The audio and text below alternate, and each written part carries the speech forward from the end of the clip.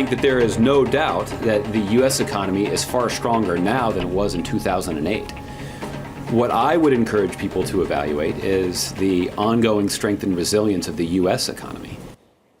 Now, Jeffrey, it is true the US markets haven't suffered quite as badly as in Europe, but would you share that sense of optimism coming from the White House? I'm not sure that's entirely correct, that it's sounder today than it was in 2008, but I don't think there's any reason for a panic. I mean, the problem with panic in the US is that it always results in terrible policies. I mean, all day today you've got crazy people running around blaming everything except the real problem. They blame China, they blame the existence of trade itself. We've got a lot of demagogues on the loose who are going to try to use this very normal expected market correction to try to fundamentally upset the economic order of the world. And I think that's what's mostly dangerous about it. So how dependent is the American financial market on what happens in Asia and Europe? Well, I think it's fairly dependent, and there's a reverse effect here too. I mean, the dollar is the world reserve currency. After 2008, the Fed couldn't stop creating new money, trillions of new money, and that money is now all over the world. It's propped up the U.S. banking system. We've held interest rates down to zero for 7 years. There are consequences to these kinds of policies. You can't manufacture recovery, much less prosperity, out of a printing press. When you try to do that, it's going to have terrible effects. So I would say that the problem with the Federal Reserve is now a global problem, and I would like to see monetary policy become rational and under control, and at least tolerant of some downturns, so that way we can experience a correction and get back on a solid growth path. That's something that never really happened.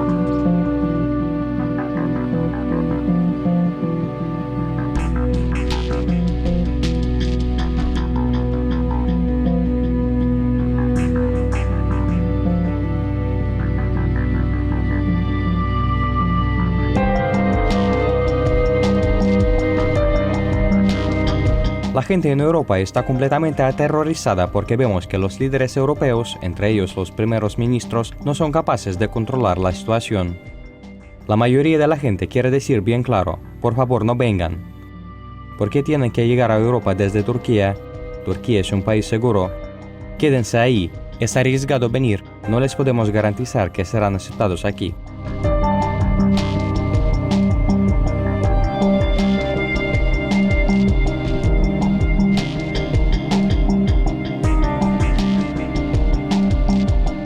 there is also the causality.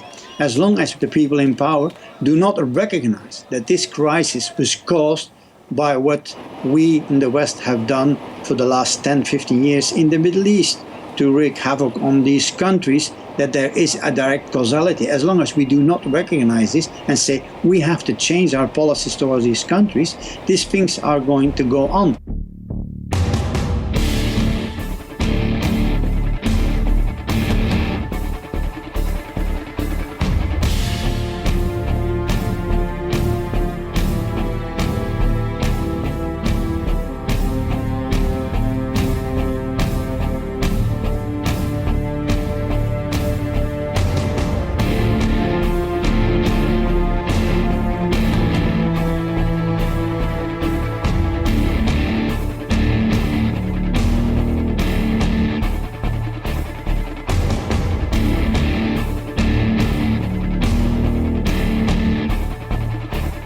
Wir müssen etwas dafür tun, damit die Menschen dort bleiben können, wo sie geboren sind, in ihrer Heimat.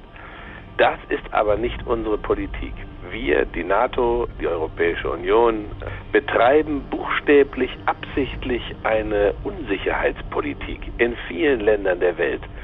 Wir schaffen tatsächlich dort, wo wir nicht ganz schnell eine uns genehme Regierung einsetzen können, durch den sogenannten Regime Change, schaffen wir lieber eine Chaoszone, und das können wir eben beobachten durch den sogenannten arabischen Frühling.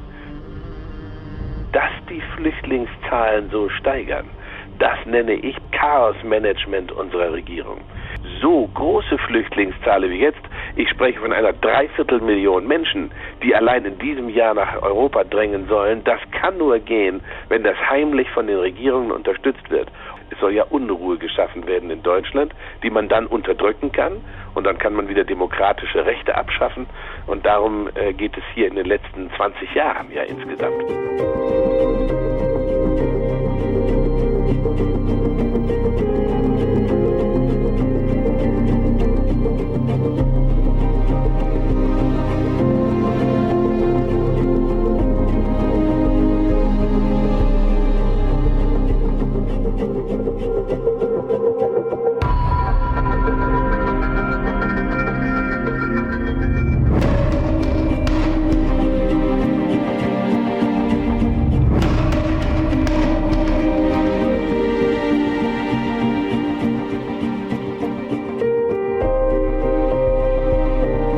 I've been waiting for this migrant crisis to happen because it is all part of the agenda. What this hidden hand wants is chaos, because chaos and upheaval is the easiest state in the world to manipulate.